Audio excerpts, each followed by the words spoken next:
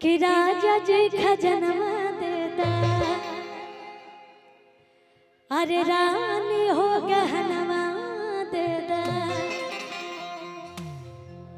कि बजना मुझे राजा हीरा रतनवा देता, राजा जी खजनवा देता, रानी हो गहनवा देता, राजा जी खजनवा देता, रानी हो गहनवा देता, बजना मुझे राजा, बजना मुझे राजा हीरा रतनवा देता, राजा जी खजनवा देता, रानी हो गहनवा देता, राजा जी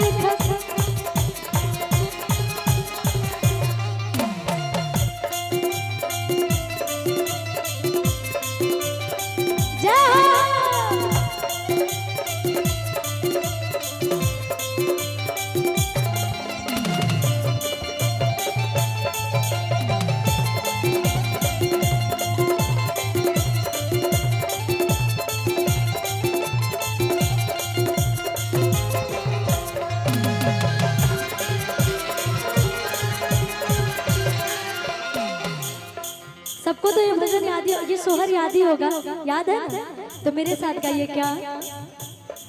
राजा जी खजनवा देता, रानी हो गहनवा देता, राजा जी खजनवा देता, रानी हो गहनवा देता, बजना मुझे राजा, बजना मुझे राजा हीरे रतनवा देता, राजा जी खजनवा देता, रानी हो गहनवा देता, राजा जी खजनवा देता।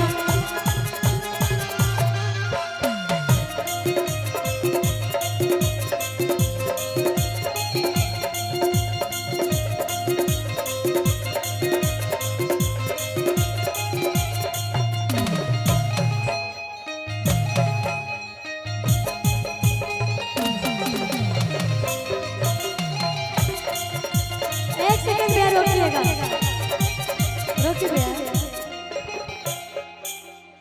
और हम सभी के बीच भोजपुरी के बहुत ही अच्छे सिंगर, बहुत ही अच्छे इंसान जो कि आप सबके बीच में सर भी आने वाले हैं, धनंजय शर्मा सर आप सभी के बीच मेरे फोन वीडियो कॉल पे हैं, तो एक बार आप सब आशीर्वाद दे दीजिए अपना, बोलिए सर।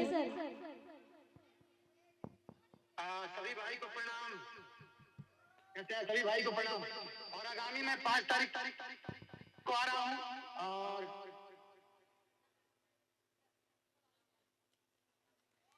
आपकी आवाज कट रही है। 5 तारीख को आप सभी के बीच में धनंजय शर्मा सर भी आने वाले, तो आप लोग जरूर आइए, मस्ती करिए, भक्ति करिए, बहुत ही अच्छे कलाकार। थैंक यू सो मच सर, धन्यवाद।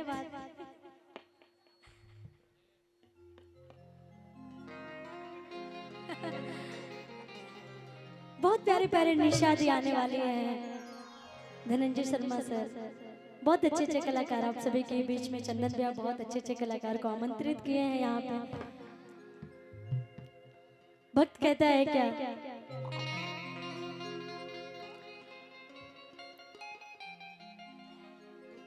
कि राजा जी खजनवा देता, ये पर्सनली मुझे बहुत पसंद है, इसलिए मैं बार बार रिपीट कर रही हूँ। कि रानी जी गहनवा देता,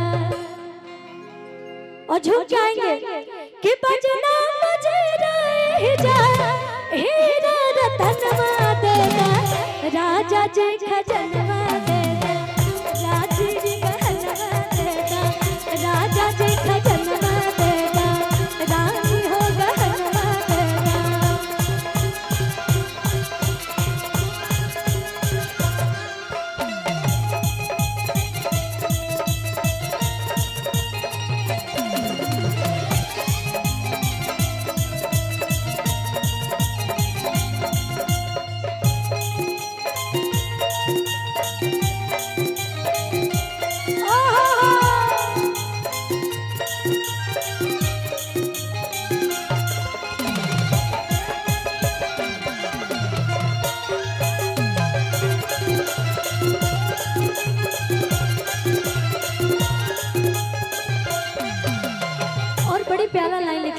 का हल्का हंसल काड़ा छावा बाजू बुन झुमका देदा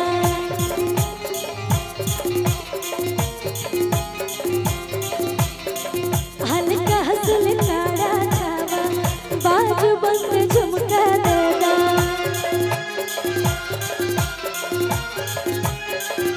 ओ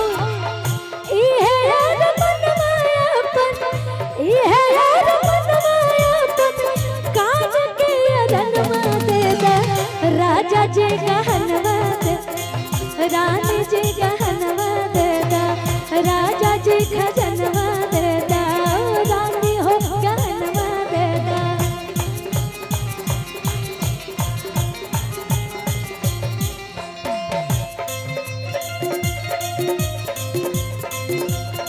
जय हो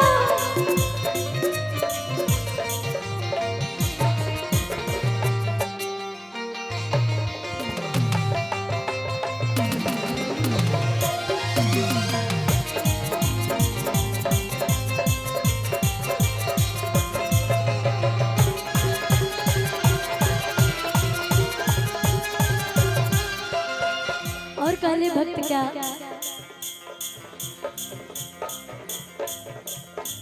उदासी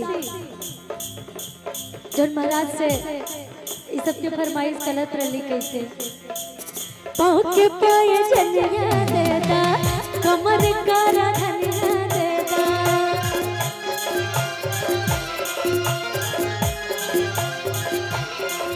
पाँव के पाए जलिया देदा कमर कारा धनिया देदा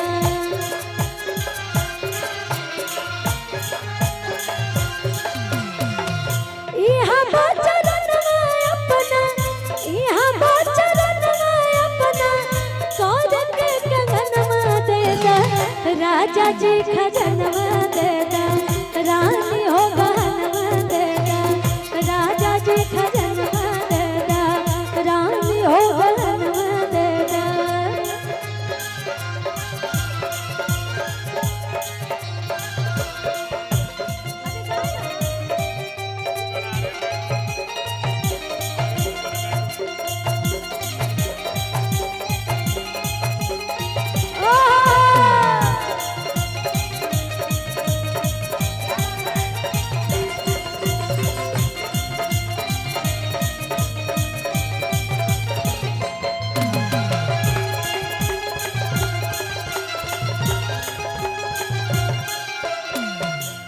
और बड़ी प्यारा लास्ट लाइन बा कहली का हमारा के कुछ ना चाहे ई है तुम मनवा देदा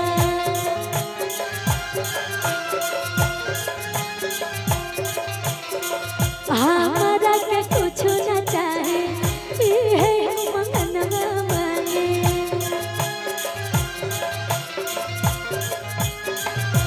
ई है एक सपनवा बाटे ई है एक सपनवा बाटे गोद के ललनवा देदा राजा जी खजनवा देदा रानी हो गहनवा देदा राजा जी खजनवा देदा रानी हो गहनवा ए राजा जी खजनवा देदा रानी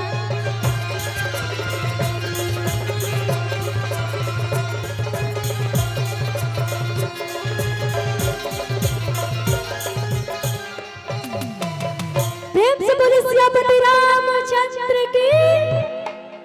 इतने सारे लोग हैं लेकिन आप लोग से ज्यादा तेज नहीं बोल रही। मैं चाहूंगी एक बार जोरदार जयकारा लगनी चाहिए अपने रामलला के लिए। सभी लोग बोलेंगे बोले सियापति रामचंद्र की। वाह क्या बात है, मन खुश हो।